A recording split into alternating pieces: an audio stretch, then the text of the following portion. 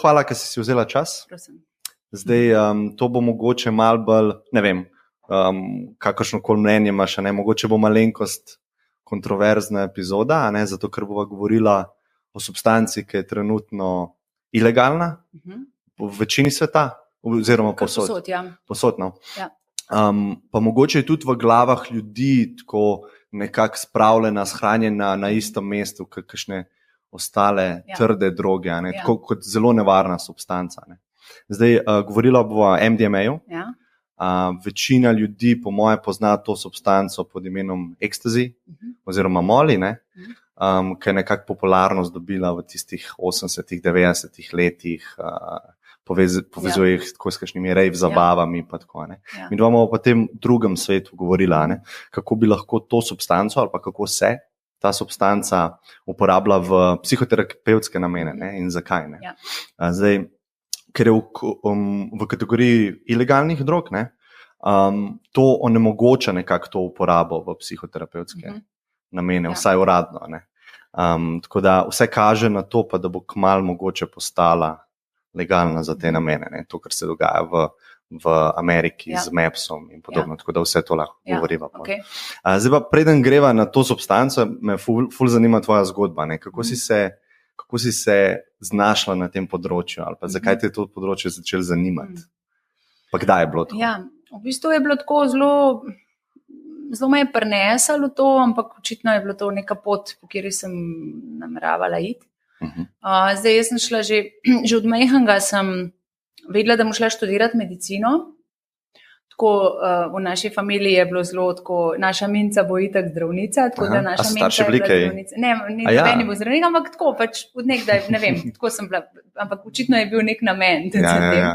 Tako da sem šla pol po srednji šoli dejansko medicino študirati, ampak sem pol v 3. letniku videla, da ne bom zdravnica, da je to čisto drugače, kot sem si jaz predstavljala. Ker dejansko pač glaven poriv za to, da sem šla na medicino, je bil dejansko pomagati ljudem oziroma nekaj pa razumeti tudi, ne, zakaj se določene stvari dogajajo. In sem že zelo hitro dojela, da je medicina v bistvu ful omejena, ne. Čist preveč omejena sam na fizis. Ja. In to mi nekako sploh ni šlo skozi. Sem pa vseeno doštudirala in potem sem se v zadnjem letniku faksa, sem rekla, ok, zdaj pa, jaz sem imela ful enih obštudijskih dejavnosti izmeri, nikoli ni bil sam faks. Pa zadnji letnik faksa sem rekla, ok, zdaj moram pa pustiti, pa se res faksu posvetiti. Ampak vse je bilo nekako povezan s človeškim telesom, psiho? Bolj je bilo s psiho, veliko smo delali nekih delavnic za HIV, nekih teh za spremembo študijskega sistema, vse sorte, bolj te neke mal širše stvari, ne. No, pa me pa slučajno, pa sem pa čisto slučajno prišla v stik z Drogartom, v bistvu sem začela te stvari malo brati in takrat se je Drogart glih ustanovil. To je bilo leta 1999, par mesecev potem, ko se je ustanovil, sem jaz videla spletno stran in pa sem takoj pisala, da bi, če kaj rabijo, da bi jaz mogoče kaj pomagala, ker sem jaz zdaj ful zanimiv. In pa sem začela delati na Drogartu. A si imela kakšne, si imela kakšne izkušnje s temi stvarmi, ali si kar šla na spletno stran Drogarta? Tudi je bila izkušnja tista, ki me je pripeljala. Tako da definitivno je bila osebna izkušnja tega, kaj se zgodi, ko prav konkretno z MDMA-jem. Zame je bila to ful terapevtska izkušnja, zares, nepričakovano, ampak je bila. Kakšen je bil pa setting? Setting je bil na žuru, čisto. Žur, tako najbolj pogost tak. Najbolj pogost, A ti lahko samo popravim? Ja. Setting je bil na žuru, ampak dejansko sem videla ta potencial MDMA-ja za odpiranje srca, za to, da dejansko začneš videti svet v eni drugi luči. Bila sem tudi glih zadosti že stara, bila sem 25 let, tako da je bilo v bistvu ful dobro, ker se mi zdi zelo pomemben tudi to, da kdaj prideš v stik s temi močnimi substancami, ker to so le močne substance. Pa si imela srečo, da mogoče ta stvar ni šla mimo tebe, kot neka, dostikrat ljudje na žurih imajo se dober in potem pozabijo. Jaz mislim, da je bilo vse tako, zdaj, ko gledam nazaj, dejansko je bilo vse tako, kot mora biti. Tako je ponavadi. Tako da skratka, to mi je pa odprlo zanimanje in pa sem začela delati pri Drogartu, takrat se je glih Drogart začel in pa smo začeli skupaj postavljati terensko ekipo. ekipo zmanjševanja škode na prireditvah elektronske glasbe in smo pač v bistvu takrat zgradili Drogart, ta začeten del Drogarta. Zelo smo delali na harm reductionu, na temu, da smo party govorje izobraževali o tem, kako čim manj tvegano uporabljati. Spravo bilo z vidika varnosti. Ja. Kaj pa ta terapevtski učinek, ki si ga ti na sebi opazila? Se je kaj govorilo o tem takrat? Takrat se ni nič govorilo o tem. Je bilo pa zanimivo to, da ko sem jaz začela delati na partijih, pač kot del terenske ekipe, pa imela sem to srečo oziroma ta plus, da sem imela še neko medicinsko izobrazbo vzata, kar je bilo res dobro, zato ker smo postavili smernice dela predvsej tudi na to varnost za telo, pa tako, ni sam bilo, ne vem, flyeri. Da se kaj ne zgodi, ampak tudi fiziološko. Tudi smo delali zmeri, imamo tudi na ta način sestavljeno terensko ekipo, da znajo terenci naši nuditi tudi to osnovno prvo pomoč. In takrat takrat je bila scena na partijih še ful neurejena. Recimo, bilo je precej tako, ne vem, ni bilo rešilca na partijih, bilo je ful vroče, ni bilo tekoče vode v straniščih. Mi smo mogli dejansko plačevati vstopnino, da smo lahko terensko akcijo delali. In to ste delali po Sloveniji? To smo delali po Sloveniji, ja. Takrat je bila scena še dosti majhna, elektronske glasbe, pa drugače je bilo, tako res je bila neka omejena scena je bila, in bil je še res feeling, plur, peace, love, unity, respect, ta prav feeling, res je bilo fajn, tako res je bil ta prav spirit, ki se mi zdi tudi res pomemben, da je rave kultura je bila res en tak zelo pomemben del človeške zgodovine ali človeškega razvoja, zato ker nas je dejansko ful je užvel ta tribal feeling, ni bilo več te neke individualnosti, vsi v eno DJ-ja, den kritem, ful je bil ta tribal in tudi scena je bila precej povezana med sabo, tako fajn je bilo, sam pol je šlo malo napačno smer. Ja, to je zanimivo, ker če pogledamo te kulture, ki so včasih naši predniki, so dosti s plesom, pa oni so bili tribe, in so dosti s plesom to socialno stvar povezovali, mi smo pa nekako to. Vse so te klasični plesi, ampak drugače. Se kot ceremonija bila. Tako da že takrat, v bistvu, ko smo začeli delati, ogromen primerov smo imeli takih, ki je ljudi preveč kaj navila, mislim, recimo so vzeli ekstazi, pa je bilo malo premočno, je prijela kakšna panika, ali kakorkoli. In smo pol, v bistvu sem že takrat čist slučajno začela vaditi pač sitanje med psihodelično izkušnjo, ker si pač sedel s človekom, bilo je pomembno, da si bil ti miren, si rekel, vse bo v redu, varnem si, ni panike. In MDMA je tukaj res taka zelo izmed psihodelikov, MDMA je nekak delen psihodelik v bistvu. Ja, sem zelo, zelo drug. Zelo drugačen je, zato ker ima ta pozitiven push, pa ta neko varnost. Kaj pa te halucinacije, pa to tega je manj? V višjih dozah so lahko tudi halucinacije. Predvsem pa emocionalno ljudem zelo odpre. Tako je, kad bi odprl en pokrov iz ene šalice, ki je zelo zadušena že nekaj časa in butne lahko ven vse sorte. In pač izkušnje, ki smo jih mi takrat dobivali, dejansko to, da ljudje, ki so prišli v totalni paniki, mi smo imeli zmeri protokol, s človekom si, če se stanje v pol ure ne izboljša, oziroma če gre na slabš, pokličeš rešilca, drugače pa ne. Ampak ponavadi je bilo tako, da 15-20 minut k tega, da si bil ti miren zraven, da si se malo pogovoril, pa to so šli pol ven in je bilo fajn. Tako da že takrat sem dobila, to sem šele zadnjič dojela v bistvu, da že takrat sem imela prve take čist spontane izkušnje psihodeličnega sitanja, pač ljudi, ki so dejansko v neki močni izkušnji. Pa so pa čisto avtomatično začeli prihajati ljudje, ko so imeli kakšne težave po uporabi drog. V Drogart, ne? Ja, v Drogart, v svetovalnico. Ne toliko, da bi imeli neke težave z odvisnostjo, ampak bolj to, recimo, da jim je, ne vem, kaj zvem, recimo primer, je bil party, pa so imeli ful močno izkušnjo in takrat, ne vem, so glih policaji prišli zaprli party ali pa neki, da so dobili neke fleše, da jim nekdo kaj hoče ali kakorkoli. Neke travme so se stvarile. Neki se je odprli. Marsikomu se je zgodilo tudi to, da so se jim odpirale kakšne nezavedne, kakšne travme, ki so jih potlačili takrat, recimo, kakšne spolne zlorabe in to je pač recimo stvar, če se to zgodi na partiju, to res ni najboljše okolje za to, Tako da so pa ljudje začeli prihajati k nam na svetovanje, ki so imeli težave s tem. Sprav za neko integracijo po tej izkušnji. Ne? Tako, ja. In takrat smo bili mi čisti samouki v bistvu, nič ni bilo, čisto intuitivno sem takrat delala, ampak tako zdaj, ko gledam nazaj, sem delala v bistvu totalno prav, je bilo fajn. No? Tudi zato, ker sem imela že od nekdaj neko zaupanje, temeljno zaupanje v človeški proces, v to, da te pripelje točno kje, kamor te more pripeljati. In da v bistvu človek rabi samo podporo, zato da lahko skozi pride in je pol ok. In dejansko v večini primerov je tako. A misliš to sposobnost telesa oziroma tega bitja, da se samo ozdravi? Tako. Da imamo vsi nekega notranjega zdravilca, ki v varnem okolju notranjem lahko pride do izraza in naredi to, kar ima za narediti. Tako da pol sem šla pa študirati še psihoterapijo, integrativno, ker sem čutila, da rabim neko dodatno znanje glede tega. S tem namenom Prav s tem namenom, zato ker se zmeri več ljudi prihajalo na svetovanje. Drugart je bil ena taka organizacija, ki so nam ljudje zelo zaupali, ker smo delali drugače, kot delajo druge organizacije, ki se ukvarjajo z uporabo drog. In delamo še vedno tudi v terapiji, delamo zelo po principih psihoterapije zmanjševanja škode, se pravi ne nujno abstinenco, zmeri zmanjševanje škode, zmeri z uporabnikom, z uporabnikovimi željami, z uporabnikovimi cilji. Nikoli mi od zunaj ne postavljamo, kaj oni morajo doseči.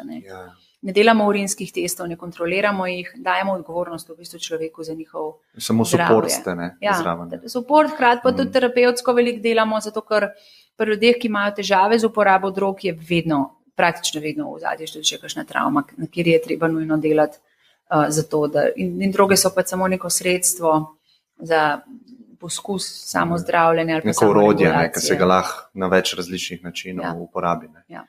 Mogoče lahko poveva, zdaj verjamem, da veliko ljudi ni še slišali toliko stvari o MDMA-ju, kot je po danes. Tako da mogoče čisto fiziološko, kakšni so efekti, kaj se dogaja v telesu, ko človek zaužije to substanco. MDMA je substanca, ki jo je prvi, ki jo je nekako spravil bolj na svet, je bil Šulgin, Aleksandr Šulgin. On je kemik ruskega rodu, ampak je drugače Američan. In pred prepovedjo MDMA-ja je v bistvu se MDMA uporabljal praktično, večinoma se je uporabljal v psihoterapiji že takrat. Se ga uporabljali v underground terapeuti, ampak ki je prišel pa malo širšo uporabo, ki je prišel na ulice, so ga pa pač prepovedali. In zdaj glavna značilnost MDMA-ja je to, da je neki mešanca stimulansa v psihadelika, recimo, s tem, da zelo deluje na empatijo, zelo odpira človeka, povzroča neke občutke sreče, ljubezni, varnosti, odprtosti, zelo olajša komunikacijo, recimo, veliko se uporablja tudi v partnerski terapiji, ker so si ljudje lahko dejansko brez zadržkov in brez strahov povedali to, kar si drugače niso mogli. Zdaj, je pa treba pač vedeti, da je močna substanca to, ni to neki mingrede in da marsikdo ima lahko težave zaradi tega in pač te glavne stvari, ki se jih pač bojiš pri uporabi MDMA-ja, je vročinski udar, možganski edem, so pa to stvari, ki se jih da pač zelo lepo preprečiti oziroma tveganja, ki se jih da zelo zmanjšati z nekimi osnovnimi mehanizmi zmanjševanja škode. Kaj pa ko doskrat, tudi ko sem bral o tem, doskrat je kot ena long term ta nevarnost, je ta sindrom serotonina, da v bistvu receptorje razvadi in potem telo začne se boriti proti serotoninu.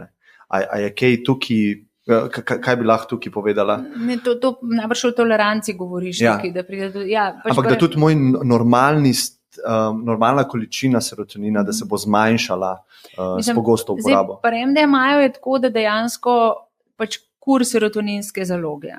In zato je pač ena osnova glede zmanjševanja škode pri MDMA-ju, da nikakor ne več, kot recimo enkrat na 2 meseca, da ima človek izkušnjo, ker serotonin rab nek čas, da se obnovi, in na ta način tudi v bistvu ne narediš tega, da bi prišel do tolerance.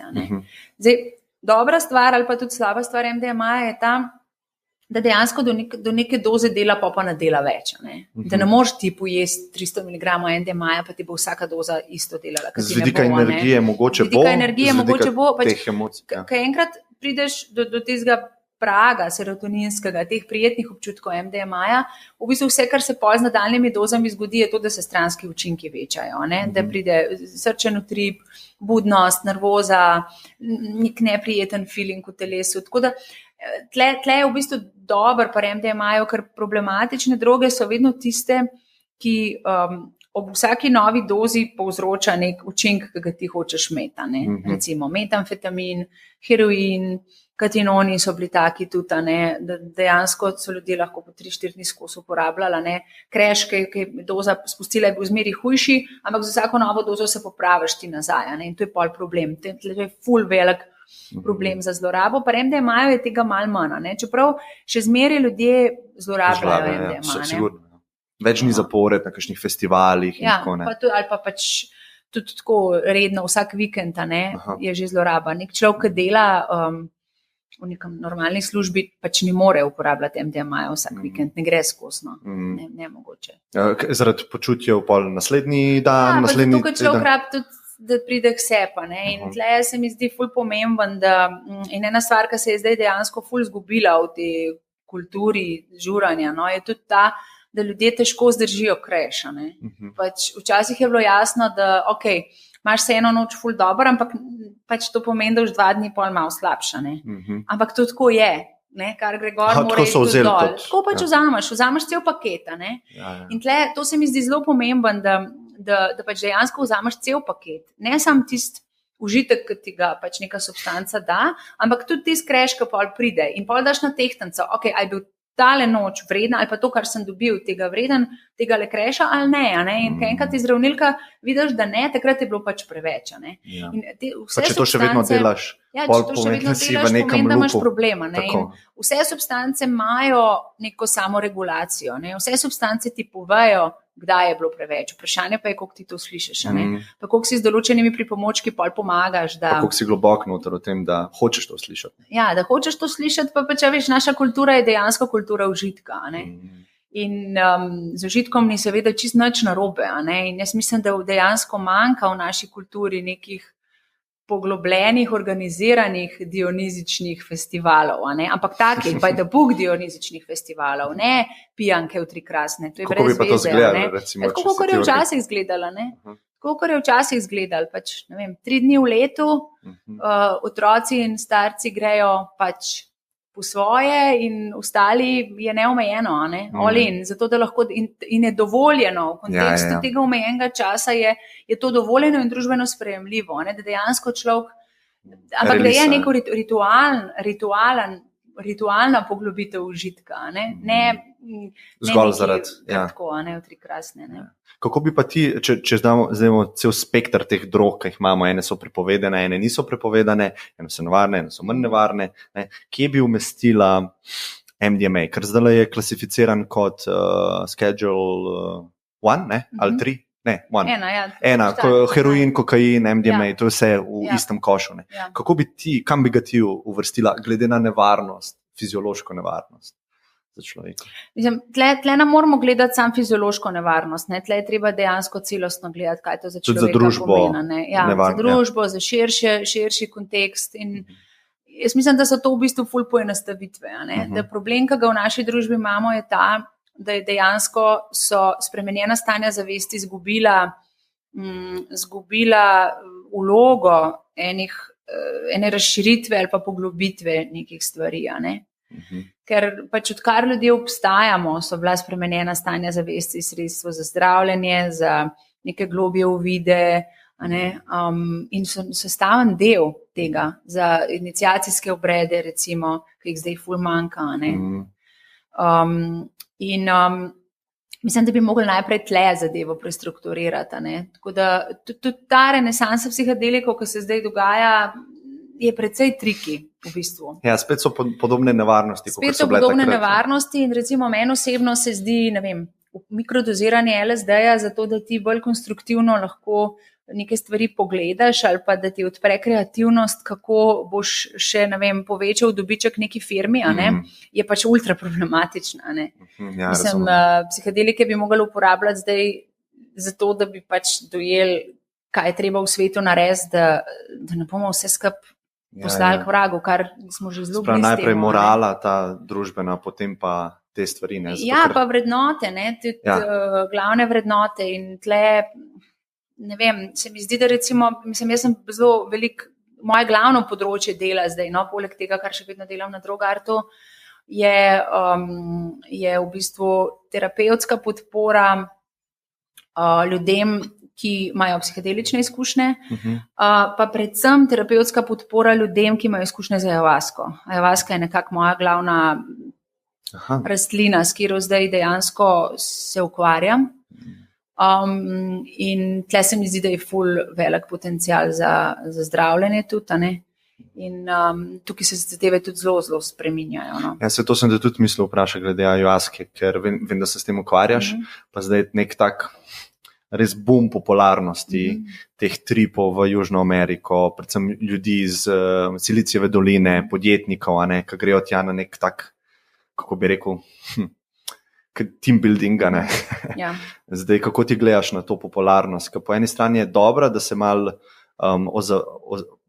Zahod ozavešča o teh stvarih, po drugi strani pa tudi ni, ker mogoče niso alajnane te vrednote, kar si rekla. Mislim, tle imamo spet, zdaj Južna Amerika je bila že od nekdaj plenilsko polje za zahodnjake. In dejansko, če gledamo Amazonijo, je to še pač eden izmed redkih, oziroma edino zelo veliko področje sveta, ki je še neokrnjeno, nekako več ali manj, ampak počasi tudi tam začenja kapital požirati, oziroma niti ne toliko počasa, deževni gozd se krč, to ima ful posledice recimo za cel planet, ne samo za Amazonijo. In dejansko na področju Amazonije so se ohranila še plemena, in ki so ohranila svoje domorodno znanje. In pri ayahuaski je recimo zanimiva situacija ta, da je praktično edina rastlina, ki se je včasih tudi uporabljala, kjer se je ritual tudi ohranil. Gobe so bile tudi včasih, recimo, zelo so se uporabljale. Pa se je izgubil ta. Pa se je izgubil ritual. Okay, iz Boga se je tudi še ritual ohranil, pa ayahuaska. In ayahuaska se je v zadnjih, recimo tam od 90-ih let naprej, se je res ful razširila na zahod. In tako, kot si rekel, to je dobro, zato ker dejansko odpira neke ful pomembna videnja, kam planet gre, zelo, zelo povečuje tudi zavest ljudi za okolje, za neke vrednote, ki so pomembne. Ampak problem je v tem, ker je, če ne bomo belci nekaj s tem naredili, pa ne samo nekaj s tem, da ti na sebi nekaj narediš, pa travme pozdravaš, ampak tudi, da bomo začeli dajati nazaj, bo to samo še ena kraja, ki smo jo naredili v Amazoniji. Ampak lahko na ta način gremo. A ne bi bilo obratno, najprej na sebi, pa pol si sploh sposoben. Absolutno. Najprej je treba delati na sebi, zato da pol v bistvu, ker ponovadi je to, da tisti konflikti, ki jih vse razrešiš, so pol tudi stvari, ki jih moraš malo na globalni ravni začeti. In pač to je sigurno, ampak ne smemo se tle ustaviti, ker belci smo zelo egocentrično naravnani, važno, da je meni boljš. Zelo individualističen. Zelo individualističen. In tudi če rečemo, ok, je meni boljš, pa delam dobro zdaj za okolje s tem, treba je narediti še nekaj več. Toliko časa smo v bistvu zlorabljali pa ropali to področje Amazonije. Zdaj so nam pa dali dejansko. In recimo, ko se pogovarjaš z indigenous ljudmi, je neverjeten, mislim, kako bi lahko bili oni besni na nas. Ker zdaj dejansko oni dobivajo moč. A veš, belci, ki hodijo k njim na obrede. In bi lahko bil orang payback time. Sam ni, zato ker oni pravijo, ayahuaska je najdla pot na zahod, zato ker je to pač zadnje upanje. To je zadnji žeton, ki ga imamo mi za unovčiti, ker če ne bo šlo vse k vragu. In vemo, da s tem, ko boste vi mogoče spregledali, bomo mi tudi preživeli. Veš, in tudi rastline, zato ker pač začenjajo to delati, pač če ni sveta, tudi rastlin ni. Ker se ene že, kaj bi nam pa rastline pomagale. Zato, ker bojo drugače tudi one pocrkale. Aha, imaš to, da, ok. Cool. Se vrnemo čisto malo, lahko pol še o ayahuaski na koncu. Glede posttraumatskega stresa. Zdaj trenutno se delajo raziskave z MDMA-om za zdravljenje posttraumatskega stresa v Ameriki, pa v Izraelu in še nekje drugje po svetu, v Švici. To je prva aplikacija tega. Zdaj, mogoče lahko rečemo, kaj sploh je posttraumatski stres, ker večina ljudi po moje ni tako pogost pojav v Sloveniji. Je orang pogosto. V primerjavi z Ameriko sem mislil. Veš kaj, v Ameriki je v bistvu tle malo tudi politično treba gledati, ker oni pri psihadeličnih raziskavah, takrat, ko so se začele delati, je dejansko bilo treba priti noter tam, kjer je narod najbolj senzitiven. In Amerika so dejansko veterani, vojna, travma in tako. In oni so tudi na ta način noter prišli. Ja, da, Rick Doblin iz Mapsa. Amazing guy. Maps so kar... Imajo strategijo, ne? Oni imajo full strategijo za sabo in jim gre dobro v resnici. Ta Rick Doblin je v bistvu šel delati doktorat iz prava samo iz tega vidika, ker je videl, da obstajajo takšni pravni zidovi za Začel je pa pač s tem, čist s terapijo. To je res amazing guy, tako da tisti, ki ga ne poznajo, ga lahko malo preverijo. Tako da posttraumatska stresna motnja je to, da dejansko je tako, da ko se človeku zgodi travmatski dogodek. Travma je pa vse, kjer človek čuti bolečino, ali je to telesna ali pa psihološka bolečina, pa kjer je v no way out situaciji. Se pravi, ni rešitve, nič ne moram narediti, nemočen sem. Takrat, ko se to zgodi, en del nas zamrzne v tej travmatski izkušnji. In ponavadi, pač, ko gre življenje naprej, ta zmrznen del potlačimo zelo nekam globok, zato ker takrat ni imel šanse, da bi karkoli z njim naredila. In potem zmeraj, kadar pride do nekih sprožilcev, ki nas spominjajo na travmo, ponavadi skočijo naprej naši obrambni mehanizmi, ki so pa zato tam, da se nam ne bi še enkrat zadeva zgodila. In pri posttraumatski stresni motnji so značilni recimo flashbacki, da se ti zdi, da si spet tam, kjer si bil, nočne more, slaba čustvena regulacija, ful enih težav je povezana s tem. In to dejansko poteka na subkortikalnih nivojih. To ni stvar, ki jo ti lahko racionalno razumeš. Ker ti veš zdaj, da si zdaj ti tukaj in da se travma ne dogaja več. Da si varen, ne? Ampak on del tebe, ki je pa ujet tam v času in prostoru, se mu pa travma še vedno dogaja. In zato za posttraumatsko stresno motnjo klasična pogovorna psihoterapija nič kaj dosti ne deluje. Lahko izvedensko, kognitivno nekaj narediš, ampak zelo malo, tle ostane zelo na teh nivojih, noter je pa še zmeri pako. Zato so za razrešitev travme, travmatskih dogodkov nujne neke globje terapevtske tehnike. In recimo MDMA ima to lepo lastnost, da da človeka res v neko varno notranje okolje. Kar naredi, se ugotovili zdaj, da zniža pretok krvi čez amigdalo. Amigdala je pa en del možganov, ki je tako kot en pulcaj za to, da odloča, so impulzi iz okolja, glede na impulze iz okolja, a je okolje za nas nevarno ali ne. Recimo, stopiš na cesto, proti tebi drvi kamion, odskočiš stran in šele pol se zaveš, kaj se je zgodilo. Se pravi, to poteka na refleksnem nivoju, preden pride v neokorteks, se to zgodi, ker je to preživetven mehanizem. In takrat, ko je človek zamrznen v travmi, ko je v posttraumatski stresni motnji, ne more iti v stik s temi občutki globokimi, ki so povezani na travmo, ker je to zanj preveč ogrožujoče. In pol se nazaj. Dobi ali napad panike, ali napad agresije, ali grejo v odvisnost. Skratka, težko je s terapijo priti zraven ali pa traja ful dolg časa.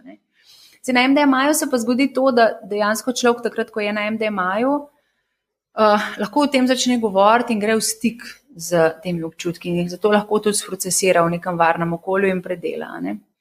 Pomembno pa je, da se to dogaja v terapevtskem okolju, ker to so zelo hude stvari lahko. In recimo te raziskave psihadelične, ki se zdaj delajo, so fantastično zastavljene že zato, ker dejansko ne gre samo za to, da ti delaš neko laboratorijsko raziskavo o tem, a to dela ali ne, ampak dejansko tem ljudem omogočijo treatment tako, kot je treba.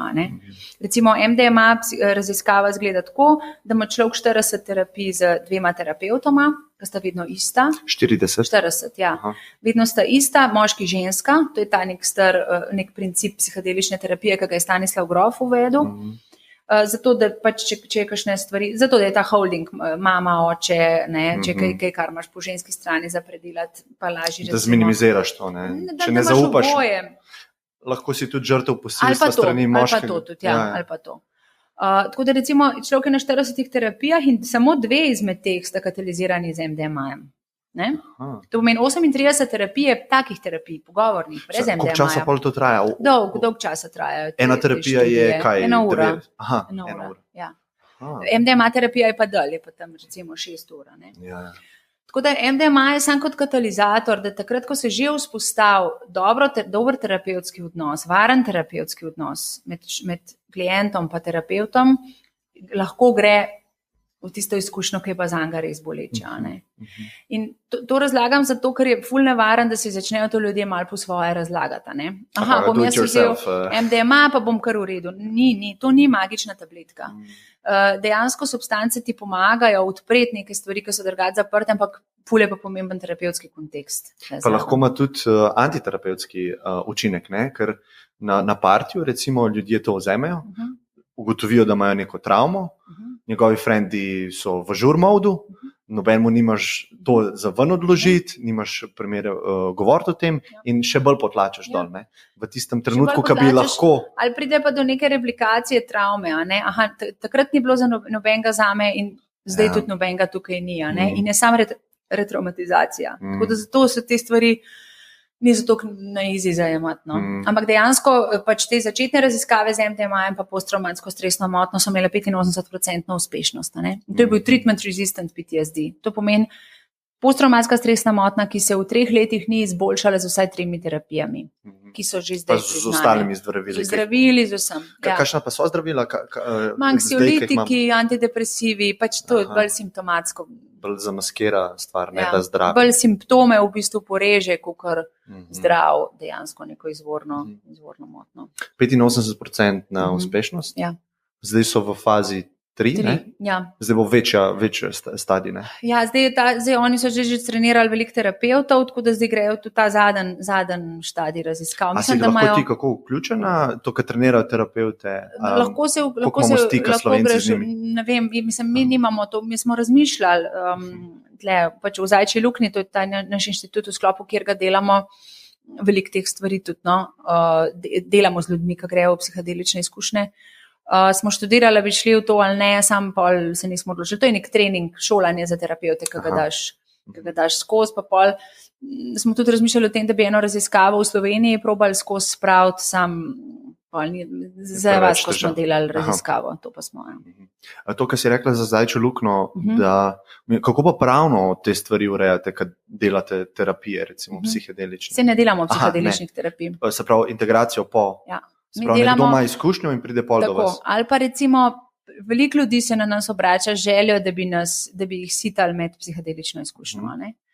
In zdaj, ko smo se pogovarjali, kaj bi to zdaj naredili ali ne, ali kvak, takrat, ko so se začeli ljudje zanimati za to, je bila neka srednja pot to, da smo rekli, ok, mogoče bi lahko naredili tako, da si človek pač sam pridobi substanco, jo da testirati, da vemo, da je zihar to, in mi smo samo zraven med tem, ko ima on izkušnjo.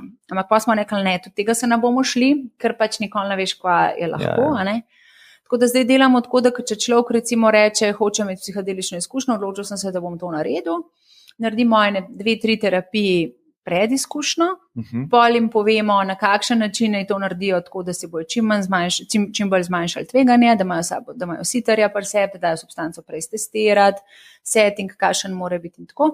In pa imamo še par integracijskih srečanj za tema. Se pravi, tisto vmes je pa on your own, tisto vmes je pa nažalost on your own. Mislim, zdaj tle je ful pomemben, da je vsak človek sam pri sebi zihar, s čim je še okej, ne? Ja. In v kakšnem smislu?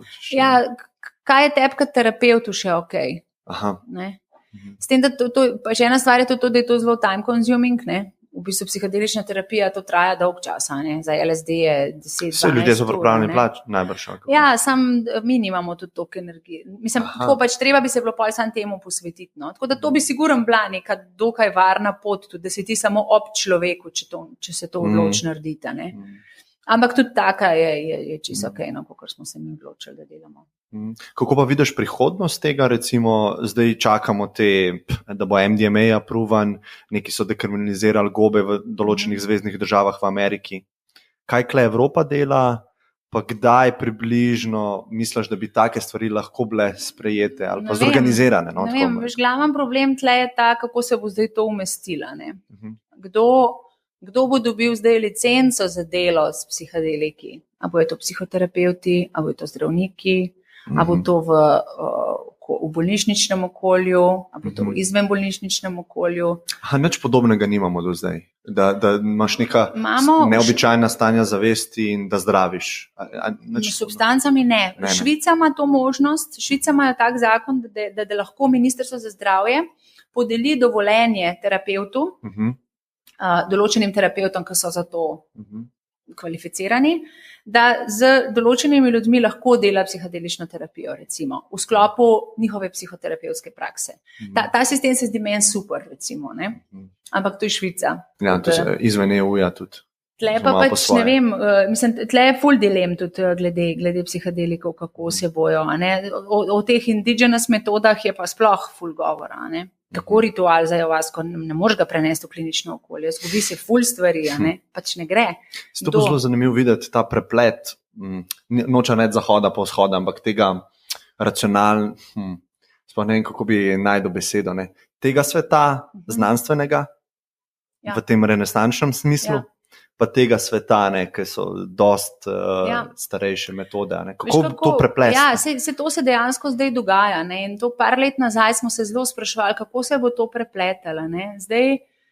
Zdaj smo bili na konferenci, na ayahuasca konferenci v Španiji in je bilo tako ful dobro, 3 dni so bile skozi predavanja, delavnice in so pokrili tako vse, od hardcore znanosti, terapevtskih implikacij, prava, human rights, environmental rights, indigenous rights, tako par področji, ki so recimo kao čisto ločena. In vidiš, da tle sploh ne gre za to, da se to združi, ampak za to, da se vsako področje umesti, tako kot en del sestavljanke in skupaj tvorijo v bistvu celoto. Tako da ne gre za to, da bi izumljali neke nove stvari. Sam skup moramo spraviti stvari, ki jih že znamo, pa bo vse ok. Ja, zdaj se ful zanašamo, recimo, z mano je nekaj narobe, karkoli. In jaz grem do zdravnika, do nobenega drugega ne bom šel. Ne. Bom šel pol do šamana, ne. Nekako se bo mogel to preplesti, ne. Ne vem, kako bo to ločeno ostalo. Veš kaj, razlika je tudi v konceptu zdravljenja. Če gledaš zahodnaški koncept zdravljenja, je ta, da tebe nekaj boli, greš zdravniku, ti da zdravila in te ne boli več. Se pravi, rešitev je čim prejšnja izničenje neprijetnih simptomov, zato da lahko naprej funkcioniraš v tem svetu, ki ima take zahteve, kakor jih ima. Da si produktiven. Da si produktiven, da si čim manj na bolniški, da si čim prej v šoli, da čim manj testov zamudiš, da se lahko čim dalj učiš, da imaš čim boljši uspeh in tako dalje. In že od majčkega smo navajeni, nekaj te boli, greš zdravniku, ti da zdravila, te neha boleti. Se pravi, rešitev je v bistvu izničenje bolečine. Zdaj, pri teh starodavnih videnih bolezni je pa to, da vedno gledajo simptom kot neko zelo pomembno stvar, kot ti ima nekaj zelo pomembnega zapovedati. Signal, ja. Kot nek signal. Kot nek signal, kot neka svojega zaveznika. In dejansko pri vseh teh metodah, gobe, ayahuasca, iboga, meskalin, pač vse te stare stvari, te dejansko, sploh ayahuasca, zdravljenje z ayahuasco poteka tako, kot da bi delal operacijo pri polni zavesti, recimo. Čutiš bolečino, čutiš vse, kar se je takrat dogajalo. Se pravi, ni nekega crkljanja, ni anestezije, ni sej bo dobro, ampak je glava v drek, zdaj pa pač pridvan na drugi strani. Ne si bo to med izkušnjo ali pa pol v življenju. Tako da drug koncept je. In tudi to je problem zdaj, ker pač recimo Amazonija je tako, da oni so tega navajeni, ker gre človek v krizo tudi po teh izkušnjah. Cela community ve, kaj se dogaja.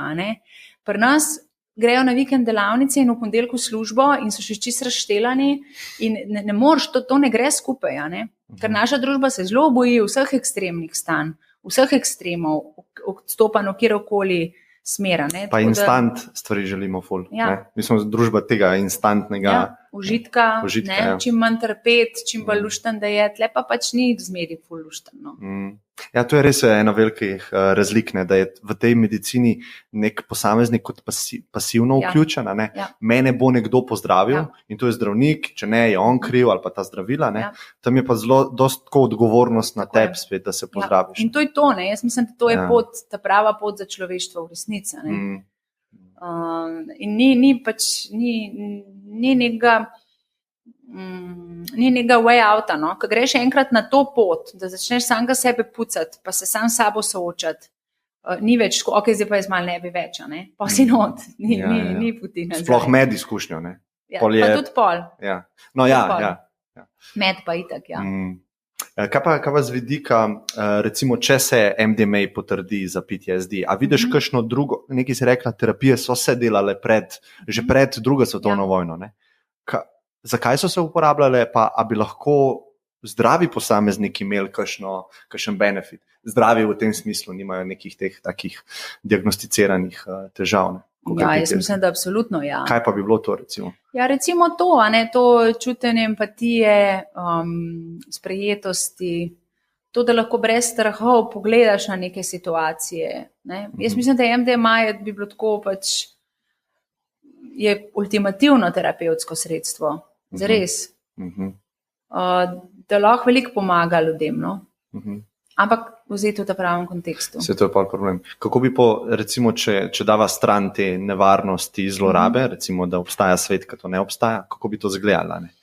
Kako bi zdravi posamezniki? Recimo, ena stvar, ki je pri izkušnji zelo pomembna, je namen, ne? Se pravi, da ti v kjerokoli izkušnjo greš, s kjerokoli substanco imaš zraven nek namen, ne? Recimo, vzameš MDMA in rečeš, ok, imam ta problem v življenju, in bi rad to rešil. Ne? Rada bi, da mi zdaj MDMA pomaga pri razrešitvi nekih partnerskih težav, ki jih imam, ali pa ne vem. To je ena izmed recimo stvari, ki bi si jih lahko. In že to, da greš z namenom v to, z namenom zdravljenja ali pa neke evolucije svoje, je čist drug kontekst, kot če je kar neki. Tudi namen zabave je v redu. Ne govorim, da je treba zdaj sam safar furati. Tudi to, da ti pač vzameš neko substanco, ki ti odpre, da se lahko bolj zabavaš. Je čisto ok, ljudje se rabimo zabavati. Ljudje se rabimo lušten imeti v življenju. Ampak zmeraj se je treba vprašati, zakaj jaz to zdaj le rabim. Kaj je nek višji cilj tega? Jaz mislim, da je to ful pomembna stvar. Pa da si iskren do tega, ne? Da si nalažeš. Pa da rečeš, ok, a bo zdaj tole, kar jaz delam, dejansko nekaj dobrega prinesel okolici ali pa svetu, ali ne bo. Zakaj ali bo pa obratno, ali bo pa obratno, ne? Ja. In že to zavedanje je veliko. Se pravi, kako bi pa izgledalo to čistko v neki družbi, ne? Se pravi, prvo bi mogli pravno mogoče urediti te stvari. Ja, mislim, kako gledaš? Jaz mislim tako, moja osebno, to je zgolj moje osebno mnenje, je, da je pač prohibicija drog je neka največji kriminal, kar se je zgodil na svetu. Tako zares, ker če pogledamo, koliko ljudi trpi zaradi vojne proti drogam, pa koliko škode prinese vojne proti drogam, pač tle itak ni sploh za debatirati. Koliko ljudi je po zaporih, koliko družin je uničenih zaradi tega, koliko zlorab se dogaja zaradi tega, pač tle ni kaj. Tako da jaz sem absolutno za svet, kjer so vse stvari legalizirane, ampak nadzorovane. Sprav, da ne moreš heroina v trafiki kupati. Ne, da lahko heroin kupaš v posebej specializirani trgovini za to, da rabiš imeti neko dokazilo, da si zdrav, da rabiš imeti hkrati tudi neko psihološko podporo, da veš zakaj, kako, da imaš neko spremljanje, predvsem pa, da veš, kaj kupaš. Ker ogromen težav, ki se pač dogaja, je zaradi čistosti substanc ali pa zato, ker ljudi dejansko vzamejo nekaj, kar ni to, kar so mislila, ne? Imajo pol pač težave zaradi tega.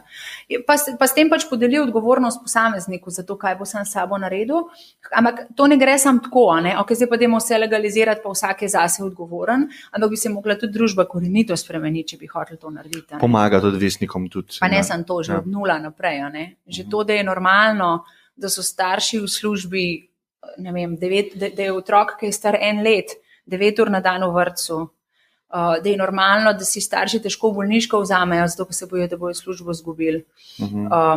Take stvari, da je normalno, da so ljudje lačni, da so življenjsko ogroženi. Pač to so stvari, ki so ful pomembne za to, a bo človek imel pol težave z uporabo drog ali ne. Se pravi, ne gre samo za to, da rečemo vse legaliziramo, pa kar bo, ampak je treba družbo narediti tako, da droge ne bi bile več toliko škodljive, kot so. Ker glavna škoda, ki jo droge povzročajo, je zato, ker so ljudje odprej traumatizirani in si potem pač z drogami dejansko tešijo neke bolečine, ki jih odprej imajo, ki so pa pogojene s tem. Če gledaš na nekega tipičnega, recimo hudega heroinskega odvisnika, praktično ga ni, ki ne bi imel take življenjske zgodbe za sabo, da rečeš, ok, v redu je. In zdaj, kdo je zdaj kriv za to? Se je zelo zanimivo, ker jaz se strinjam s tabo glede legalizacije, glede tega, kako urediti družbo, to je bolj kompleksen problem. Ne? Ampak že te primeri, ki jih vidimo iz Švice, Portugalske, kako oni delajo z odvisniki, da jih ne dajo na rob družbe, pa jih kritizirajo, to problem še sam naredi bolj globje, ampak imajo neke metode suporta, pa tega vračanja nazaj v družbo. Ja, veš, mislim, to je res tudi iz strokovnega vidika, če gledamo klasične neke programe zdravljenja odvisnosti, koncepte, po katerih delujejo. In jih, recimo, to, da more, za moje pojme, je to, da more nek odvisnik od substance, ki je recimo na cesti, brez doma, se odloči, da gre v program zdravljenja zasvojenosti. Ampak mora biti za to 3 mesece clean oziroma samo na substituciji, zato da dokaže motiviranost za vstop v program. In šele takrat, ko dokaže, da je dovolj motiviran, ga vzamejo. To je čisto isto, kot da bi prišel nek človek z 80% zamašeno koronarno žilo, 10 ali pa 20 kg pretežek, ne kadi, recimo slab življenjski slog, ampak tik pred tem, da ga infarkt trofne. Pa bi rekli zdravniki, ampak takole je. Najprej boste 3 mesece na dieti, skušali boste 30 kg, pa njih boste kaditi, pa boste pa s tem dokazali, da ste zadosti motivirani, da lahko pridete na zdravljenje, pa vas bomo pozdravili. Nobeno ne pride na kraj pameti, da bi to naredil. Uporaba drog je pa še vedno ima toliko ene moralne note zraven, pa tudi te note prepovedi užitka. A veš, odvisniki predstavljajo neko senčno plat naše družbe. Senčno ne v smislu slabe, ampak senčno v smislu nečesa, česar ljudje pri sebi nočejo videti. Nič ne delajo, leni so, briga jih, samo zadevajo se, pa jim je fajn. To so stvari, ki grejo ljudem po glavo. Realnost je seveda popolnoma drugačna. Ampak dokler se ne bomo mi soočili s temi svojimi sencami, bo to tako. In tukaj se na dnevni bazi dogajajo take grozotne kršitve človekovih pravic, da je to noro po celem svetu. Res. Se to je pa problem, ker dostakrat ima odvisnik stik starši, in starši so tisti, ki ne razumejo, pa pol kritizirajo. Mislim, so v drugem svetu, in ne pride do tega connectiona med dvema, ker enostavno ne moreš razumeti. Ti rečeš, pa sam nehi že s tem, s to drogo, a ne vidiš, da se ti vse podera, uničuješ vse, in to jim ne gre nekako v glavo, ker misliš, da se ti kar odločiš ene stvari. Ni tako, pač odvisnikom je dejansko droga način preživetja. Za njihove možgane je, ljudje, ki smo v pradavnini bili, ko smo videli hrano, ko smo ubili tisto žival, si dobil dopaminski šus. Se pravi, dopamin ti je nagradil neko vedenje, ki je bilo zate preživetenega pomena. In zdaj, če je človek, recimo, ki ima odpre neke travme, mu droga dejansko da on dopaminski šus, njihovi možgani rečejo, samo s tem lahko preživim, če tega ne bom umrl. In to tle racijo nima nobene veze. Nobene. Kar ne pomeni, da je treba zdaj ljudi crkljati, pa bogi, pa ne vem kaj. Ne. Mislim, pot iz odvisnosti je hardcore fight. In ni tle neki crkljati, pa smilite se mi, pa ne vem kaj. Ne, pač okej, če se odločiš, gremo se sfajtati, ampak je treba pač to tudi delati z vidika pač patologije ali težav, ki jih človek ima. Se mislim, da ima vsak Slovenc, bi jaz rekel, sorodnika, ki je, ali pa nekoga v družini bližnji, ki je odvisen. Sploh, če gledamo alkoholizem, koliko je pogost. Tako da vsi nekako imamo to izkušnjo, ki nismo razumeli, ker smo bili jezni, ker smo bili. Pa pri meni, recimo, kaj je naredil switch, je, ker sem začel razmišljati o svobodni volji. Če jo imamo kot posamezniki. In pa, ko sem nekako s tem razmišljal, prišel do tega, da je nimaš, da ti v bistvu z vsemi inputi, ki jih dobiš, ti te outputi so determinirani, zato ker nisi definiral inputov. In vsi te inputi vplivajo na outpute. In jaz, če bi bil na mestu tega odvisnika, da bi se rodil z njegovimi geni, da bi bil njegove starše, njegovo otroštvo, njegove travme, njegovo vse, lahko je to oče, lahko je to kdorkoli, bi bil isti človek. On si ni zbral, da je ta človek. In pol, kad tako začneš, mogoče ne samo za odvisnost, za kjerkoli stvari, ki se jezimo drug na drugega, da bi bil ti isti na njegovem mestu, če atom za atom zamenjava. Si pa lahko mogoče bolj razumeš ali pa bolj razumevajoč si. ne da razumeš. To je to uživanje v čevlje drugega, kar nam manjka v bistvu velikrat v življenju narediti dejansko. Da ne gledaš sami svojega vidika na človeka, ampak se probaš uživeti vanga, kaj še ne njegov svet. In tukaj so spet pa MDMA-ju, nekako ta connection vzpostavljen med ljudmi, ta empatija, da želiš drugim dobro, da nisi vase zagledan, kaj ta oseba meni dela, ampak želiš tej osebi samo dobro. Je pa MDMA-ju pomemben tudi to, da pač jaz vedno rečem, da odločitev, s kom bojo ljudje droge jemali, ni neka odločitev, ki bi mogla biti zelo zlahka. Ker dejansko, takrat, ko pač človek vzame droge, se dejansko ful odpre nekomu. In zato se mi zdi, da na to tudi mogoče ljudje malo premalo gledajo. In da tle velikrat pride do kakšnih traumatizacij, ki se dejansko odprejo nepravim ljudem ali pa grejo v stik z nepravimi ljudmi, pa pol. To je pa ti setting, ki pravijo za psihedelike. Moče lahko malo o tem poveva, če se nekdo odloča za take stvari, kaj je pomembno. Ja, setting sta tukaj zelo pomembna pri psihedeliku. To pomeni, kakšno je zunanje okolje, v katerem se psihedelik vzame, da je zunanje okolje varno, da povzroča oziroma da omogoča človeku občutke varnosti, da ni nekaj ogrožen, da ni s časom omejeno. Zdaj sem se pogovarjala z enimi fanti na drogartu, ko so prišli nekaj testirati, neke droge, pa malo smo klepetali, pa sem jih malo sprašala, kaj ste pa že kaj vzeli, pa tako, smo zanj gobe, sam je bila ful slaba izkušnja, smo imeli trip, pa tako. Vsi. V glavnem, tako, kaj pa se je zgodil, vedel sem, da moram biti čez 2 ure doma, tako recimo, to je neka stvar, ki je tako najslabša stvar, da vzame človek psihedelik, pa veš, da moraš biti tam, zato, ker bo tam mama in te bo videla zadeta. Se pravi, okolje, varno okolje, varni ljudje okrog tebe, muzika, prijetna, pač tako, da je res neogrožujoče, pa notranje stanje, v katerem si. Ker psihedeliki, psihedeliki, meni se ti to zmeri zamešam še po vseh setting, jaz tudi ne bi vedel. Psihedeliki te dejansko ojačijo to, kar je, kakor da bi dal malo na glas to, kar je že itak. In če boš ti slabo, anksiozen, če boš v nekem slabem okolju, notranjem okolju, emocionalnem, je zelo velika verjetnost, da bo psihedelik to ojačal. Kar je v terapevtske namene lahko čisto v redu, ker pot ven je pot skozi, to je pač tipična premisa psihedelične terapije. Ne okrog, ampak skozi. Mislim, lahko probaš okoli, sam ne gre. Ne gre, En udeleženec raziskave naše od ayahuaske je rekel, you have to go into shit to be able to get it out. In to je točno to. Tako res prav, noter je treba iti zato, da priješ pol ven. To je tisti Shawshank Redemption, kaznilnica od rešitve, ful znan film, ki je on pobegnil iz zapora in je šel čez kanalizacijo. In je bila ta prispodoba. Super, tako da to, setting sta pri psihedelikih res ful pomembno. A imaš kakšne povezave, kam ljudje, Drogart, Rabbit Hole Institute, to lahko se polinkam, še kaj? Maps, recimo je tudi ena taka... Maps.org, potem ta Royal King's College v Londonu, Beckley Foundation, oni delajo ful raziskav psihedeličnih, zdaj tudi. Bomo se to polinku, Tudi,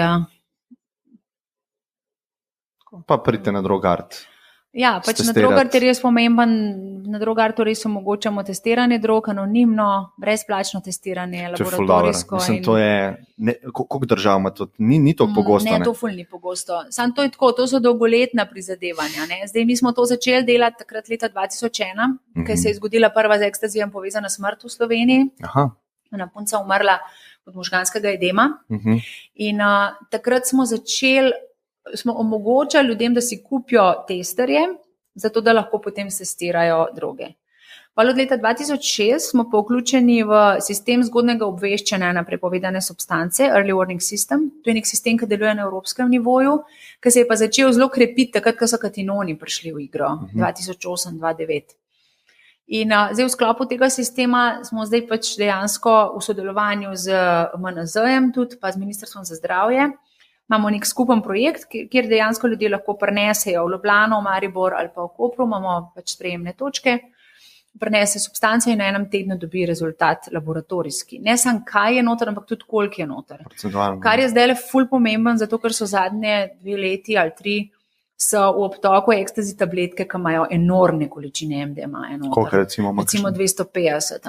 A mogoče lahko poveva, te MAPS raziskave, kakšne doze oni uporabljajo? Oni uporabljajo 120 mg MDMA kot terapevtsko dozo, pol pa še 60 doza, 40 do 60, če hočejo ljudje. Se pravi, kar visoke doze.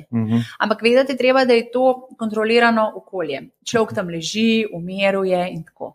Večino nevarnosti povezanih s tem se tam negira. Ja. Tako da jaz bi rekla, da neka rekreativna doza MDMA je tam okrog 80 mg, recimo.